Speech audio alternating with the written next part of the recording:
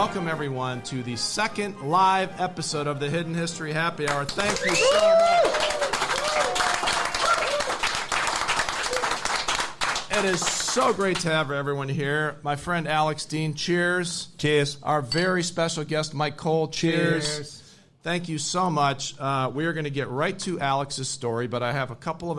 I always say that. We're going to get right to the story, and then I do like 5 minutes in between. But we are going to get right to the story because it's an amazing story. And by the way, as our listeners and viewers know, and there's many of you now, so thank you very much, we always try to drink a little something that might relate to our story. Some of us follow that, some of us don't. I have some rum right here, Gosling's rum, because guess what we're going to talk about?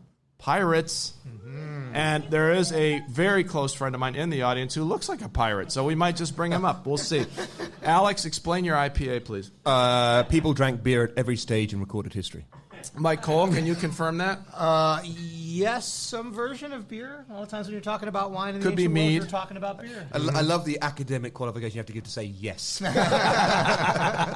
There's a footnote in there somewhere. Yes. Special thanks. Give it up for our host at the Von Bar, Karin Von. Thank you so much. Thanks for having us.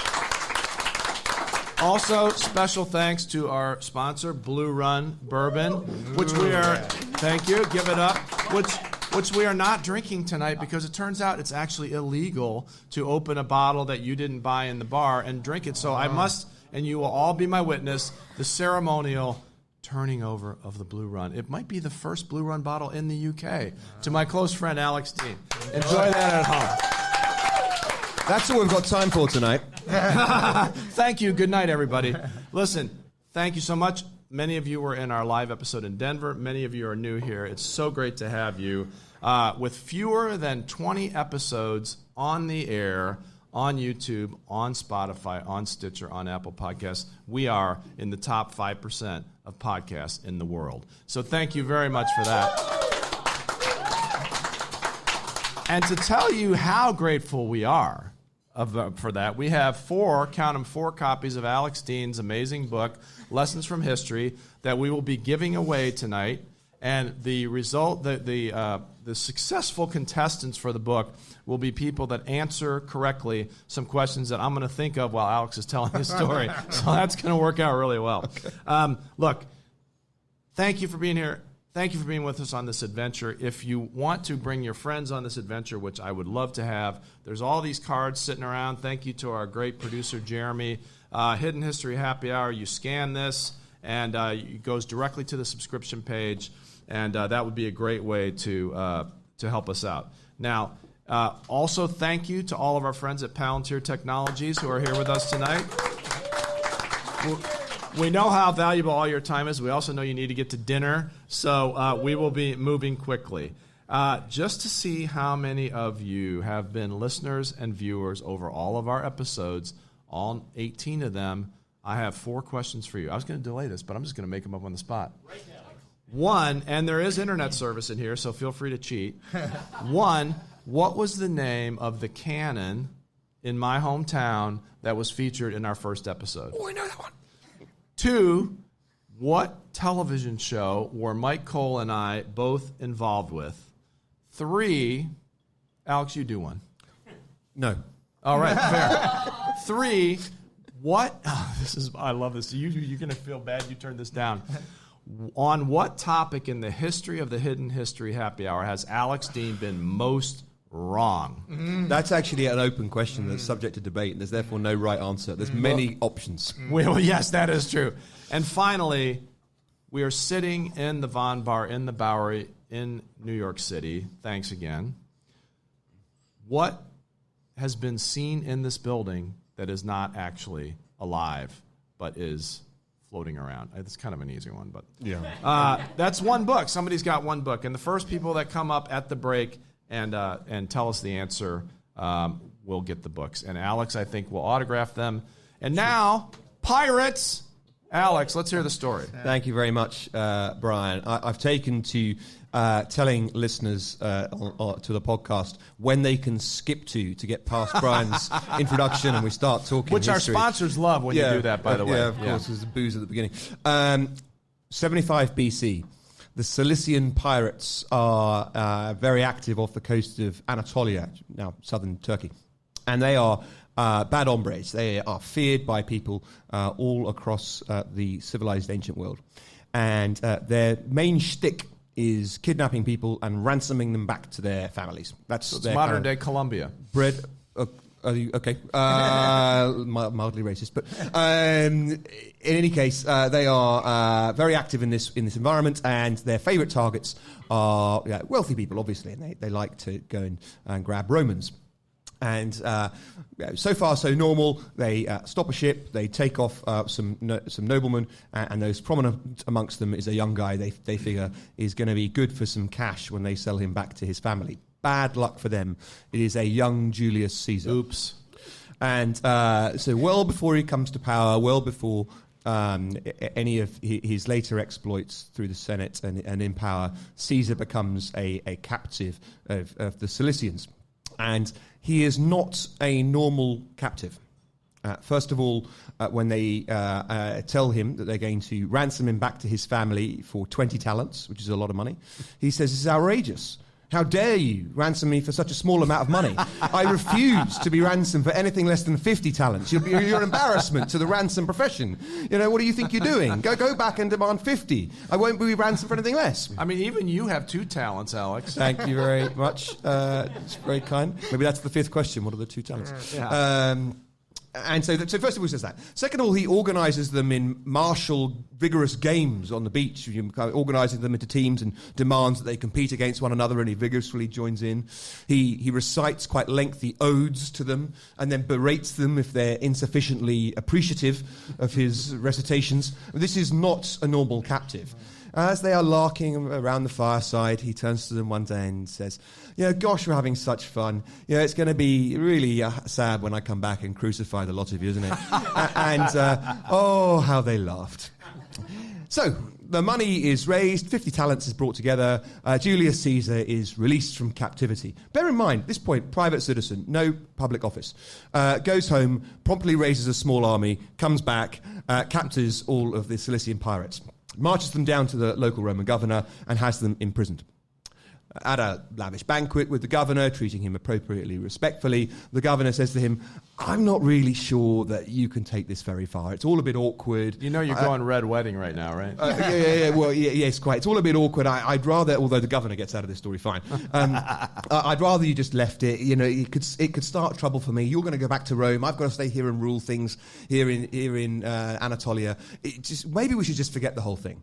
And so, in a great example of cutting through red tape, Caesar goes out from the banquet, calls his guys together, goes down to the prison and crucifies the lot of them. Lesson of this happy story is that from time to time in life, and this may have some resonances with modern life, who knows, people make threats.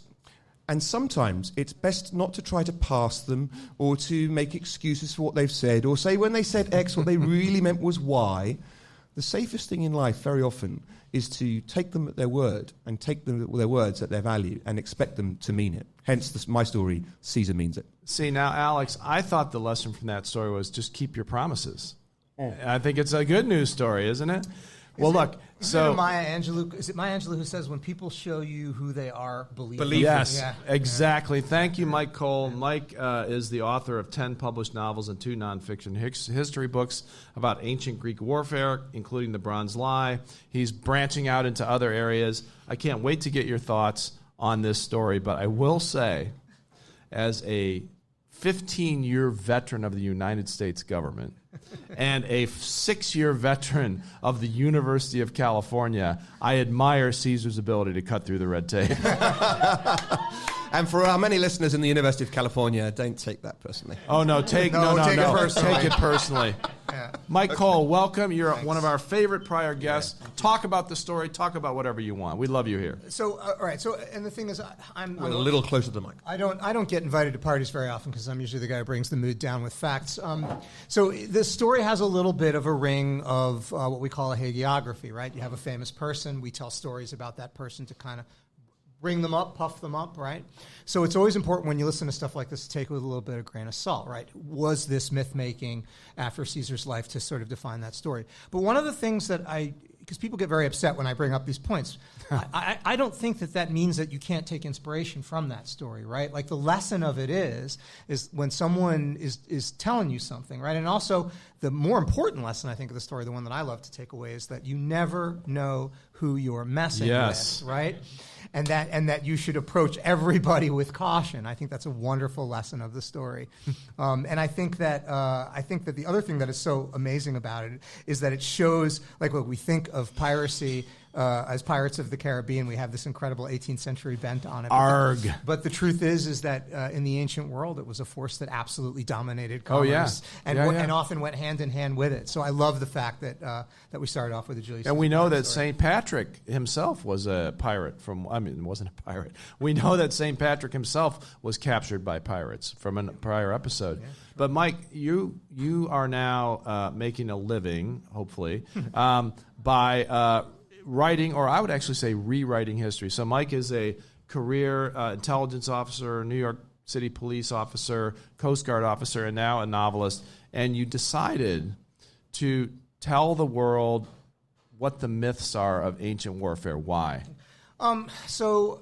Because the truth matters, right? And also, by the way, this is not a non-controversial position in 2022. By the way, as an intelligence officer, since I have Palantir in the room, I have to sort of turn sideways to Palantir and say thanks. Yeah, this was my tool. This was my tool for most of my career until the NYPD couldn't afford it anymore. But it's great to have you here. So thanks for that. Well, the truth matters, and the truth matters for a few reasons. But the one that for me that really matters is this. Bryan is specifically referring to my last book, The Bronze Lie, in which I take on this idea that the Spartans were the greatest warriors in history. And guess what? They're not, right? Like all Praetorianism, there are certainly elite status warriors have elite status, but they're also human beings. And they make mistakes, and they get scared, and they surrender. And all you have to do is look at the sources and actually reckon with their actual record. But the reason I wanted to tell that story first and foremost is that when you turn people into bronze statues, when you make them into heroes, it's inspiring, sure, but you lose the ability to identify with them. I always say, like, I hate Lord of the Rings, and I say this as someone who's been a fantasy novelist for many, many years of my life. And I hate Lord of the Rings for one reason. Not Palantir, is that Frodo Baggins is a character utterly without flaw. Yeah. There's nothing wrong with him, except maybe he's excessively earnest. And I want someone who is just as messed up as I am. I want someone who gets scared. I want someone who says stupid things. I want someone who fails. Because when I see someone like that, I think, wow. Because when they do something heroic, and when they do achieve something, I think, oh, maybe I can too. I think that Frodo at the end of Lord of the Rings displays great frailty, and it's Sam, the underrated, quiet Saxon of the story who sees things through. After all the highfalutin Norman demonstrations from Frodo, in the end, it's great. It's quiet Saxon Sam, hardworking plough horse that actually gets the job done. So that's pretty. I have to say, Alex, you've just won the award for the most convoluted way to turn it around to your advantage in any of our podcast episodes. It brings it back to British history well. But this is my point: is that when we lionize the Spartans, they only ate black bread. They slept on, that's nice, great. Now we have no connection to them whatsoever. So when they actually do have amazing achievements, which they did, they had an extraordinary society, we're like, well, that's got nothing to do with me. You don't identify with Superman. And that's the real reason that I wanted to deconstruct that myth, because I wanted people, again, not to bash the Spartans, but to see them. I think the truth matters for that reason more than anything else. Yeah, and Myke, we've talked privately about this, and I'd love to talk about it publicly now, that how much storytelling and accurate storytelling matters to military service members and veterans like you. Talk about that, please. See, so this is a tough one, right? Sorry, we got all serious on you guys, but I'll try not to make it dark. I know we have at least one vet in the audience. I don't know how many else here. More than one. I think. Service. We got a few of us. Okay. Look, anyone who's been downrange knows this. I was in Iraq 3 times and responded to a lot of, in the Coast Guard, a lot of serious domestic disasters like Deepwater Horizon. So what happens when you're confronted with the horror of life? And I mean the horror on steroids, right? What do you do with that, right? How do you process that? Let me ask you a question about that. So many of us who in one of our episodes, I've been described as being so far at the back end of the spear that I can't even see the feathers. So for those of our REMFs, our rear echelon, I won't complete it. Let's take Saving Private Ryan, right? Like, I think Spielberg really tried to give us in the first 15, 20 minutes the horror of what it's like to be in combat, but it's not even close to the real thing. So how do we both inspire current and future generations of soldiers, sailors, airmen, women, and also tell the truth? I mean, this is the thing, right? You have to. First thing is you can't dumb it down, and you also can't sugarcoat it. One of the things I think that, by the way, there's nothing we can't dumb down on this podcast. Just so you know. That's a fair point. But look, people are smart, and I firmly believe that. And when you respect people's both intelligence and their emotional capacity to grapple with reality, they respond to that. And the reality of it is we are asking. I'm a firefighter currently up in the Hudson Valley. And I'm pulling people out of cars every other weekend, and it's ugly stuff. And I'm honored to do that, right? I of course it's hard, of course it's difficult work, of course it's emotionally taxing, but I chose that, right? I go out to do that, and I want to do that, and I think that that's true of most people who go into service.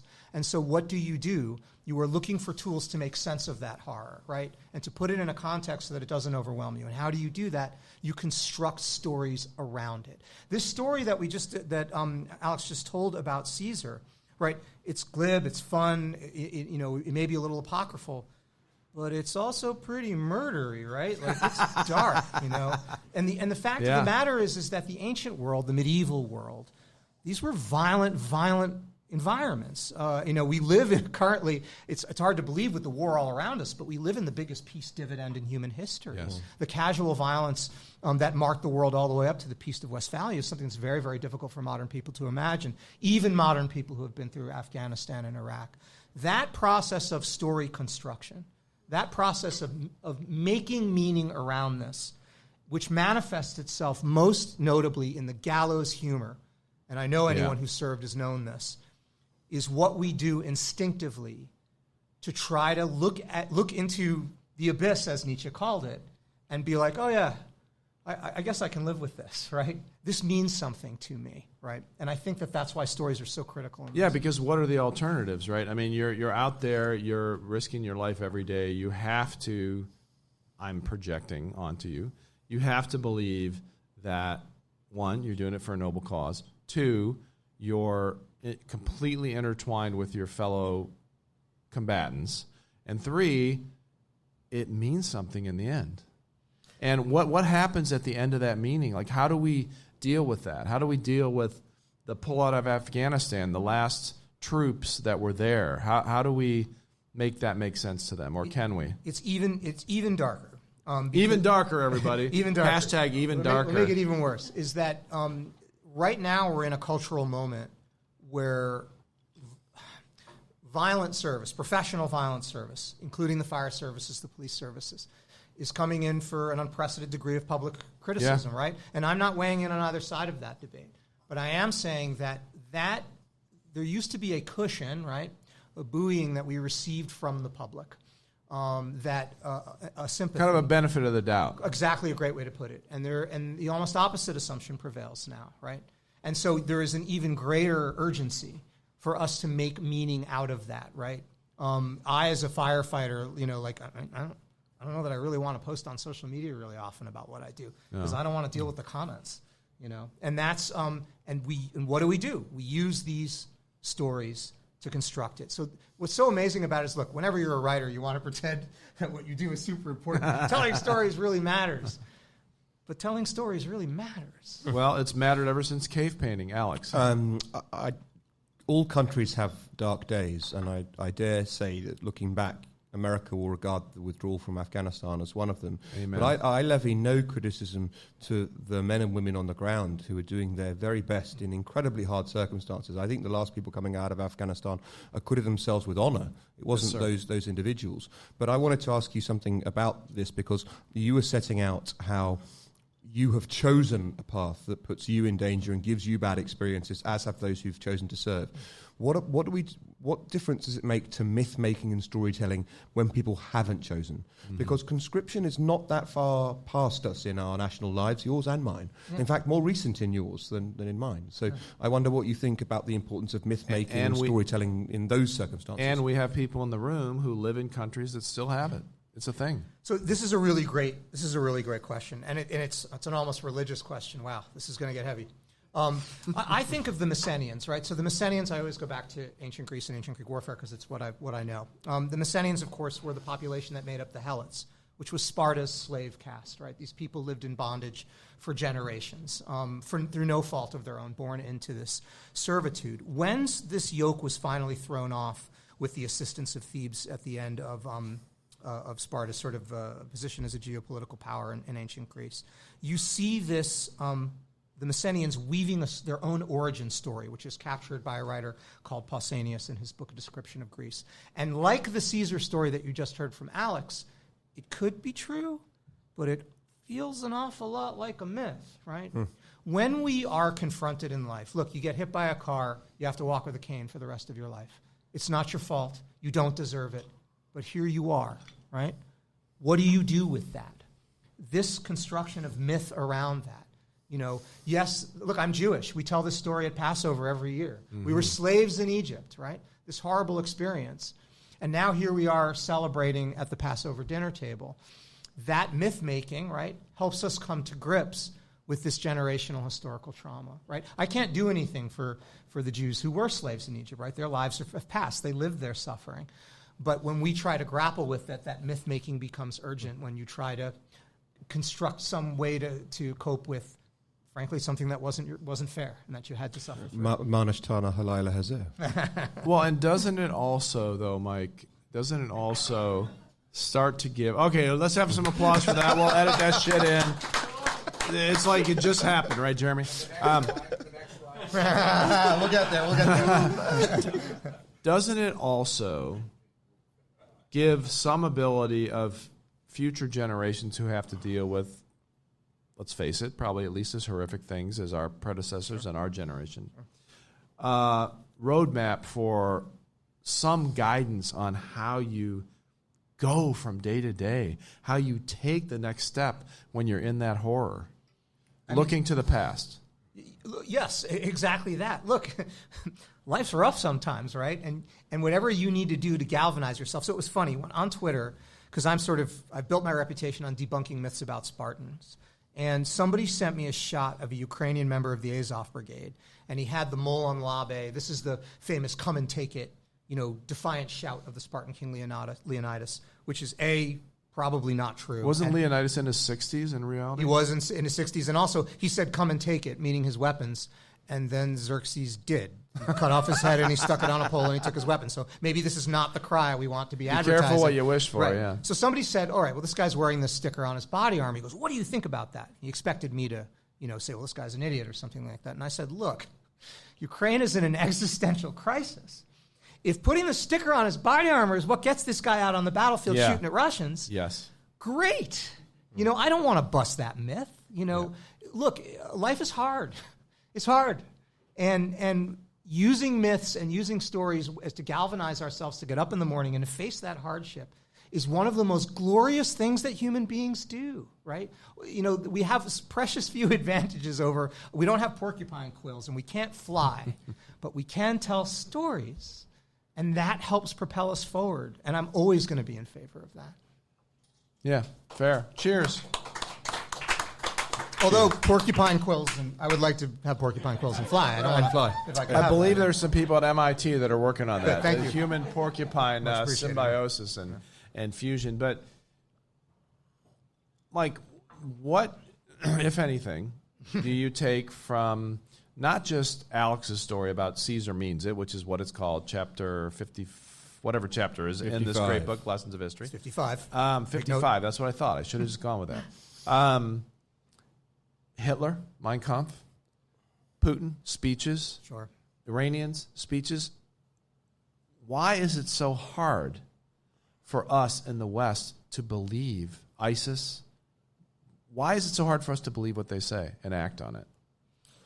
To believe what Putin and Hitler say? Any of them. I mean, they've telegraphed what they're going to do, and they're doing it. Oh, I see what you're saying. Putin maintained for years that the greatest tragedy of the 20th century was the collapse of the Soviet Union. Yeah. I mean, considering the 20th century, yeah, that's going so. What a worldview. But he was clear about it. Yeah, so this is something I grapple with, too. So this is that Ukraine doesn't exist. And I expect, Alex, this is probably an experience you have, too, and is that, so half of my life is lived in armed service and crisis response. And half of my life is lived in intellectual circles and writers.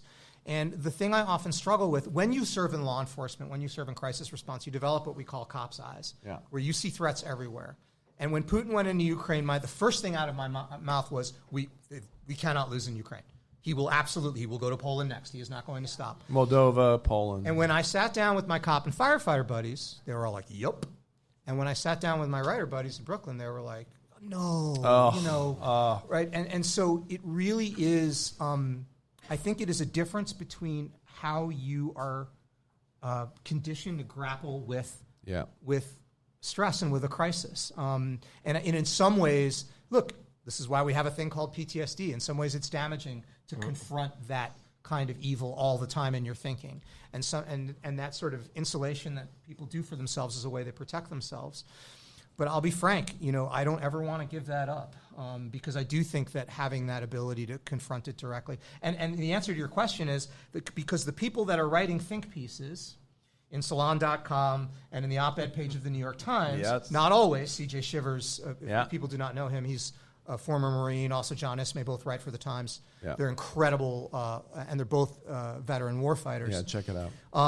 But I do think that most of the people who are writing these think pieces that are pontificating this, they're not fighters. Look, they're going to get on my high horse now. Mm-hmm. There has been this worldview almost my entire career. So I started in the intelligence services in 1985. By 1997, let's say, there's this worldview that everyone's going to play nice, war is over, history is over, all we have to do is bolster these international institutions. Footnote, North Korea in 2022 took over the nuclear proliferation subcommittee of the United Nations. Good times. And it's all going to be fine. And it's just not. We do not get to decide when the war is over, whether it's the war on terrorism or Putin. Yep. Off my high horse, Alex. I hesitate to mention a revered figure in American politics in America as a guest, but I thought that Hey Mitch, the 1980s called "They Want Their Foreign Policy Back" from President-to-be Obama to his opponents in the debates before the presidential elections was in 2008 was profoundly mistaken and actually needless. There was a good line. He decided to bring that up, and I thought that whatever you thought more generally, and of course President Obama was a vitally important figure in your national life. It seems to me as an outsider for important symbolic reasons and reasons of a society maturing. But God, he got that wrong. I mean, it was extraordinary how wrong that was. And it was 100% gratuitous. My recollection of this actually was that something came up in that debate in 2012 that triggered President Obama's statement. No, this was a hit line. It was planned. It was going to be said no matter what, and it could not have been more wrong. We'll put in the show notes the clip of this. Obama's debating Romney. It's the 2012 election, and Obama uses this hit line, hey, the 1980s called and they want their foreign policy back. And because Romney had said Russia is the greatest threat of our time. Whatever your politics are, imagine how the world would be different if people had believed Romney. But I do think so. It is dark, right? So what are we doing here? We're confronting the fact that look, human history is bloody. Humans are violent, and that there is darkness in our history. But I do want to say, this is all occurring, as tough as this is, in the context of the greatest period of peace in human history. And as rough as Ukraine is on all of us, This is not World War II, right? Like, this is a very, very different experience. I can't predict where it's going to go, but there is a lot of reason for hope, and there is a lot of and look, we certainly cannot look away from the darkness of violence. And I do think that, like, I agree that they want their foreign policy back. Does seem in retrospect like a really bad perspective. But I also I don't want to completely succumb to the idea that we will never escape the darkness of that Caesar story, right?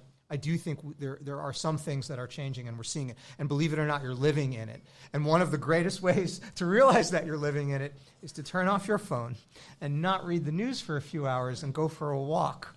Yeah, you know, 100%. touch grass, Yeah. like, because you really are living in a time of incredible plenty and of incredible safety, historically speaking. Well said. Yeah, and in my darker moments, I wonder if we've just been fortunate to be in that bubble, right, between World War II and the future, where we got lucky and things were good, and our children are going to face something much darker. But in my less dark moments, I fall back on Churchill's assessment of Americans, which I think can apply to all of us globally, which was, he said, Americans can always be counted on to do the right thing after they exhaust all other options. And I hope this is where humanity is today. And special thanks to Myke Cole. Yeah. Special thanks to the Bond Bar. Thanks, guys. Special thanks to Blue Run Bourbon. Great to be with you. Thank you very much. Thank you, everybody. We're out. Cheers.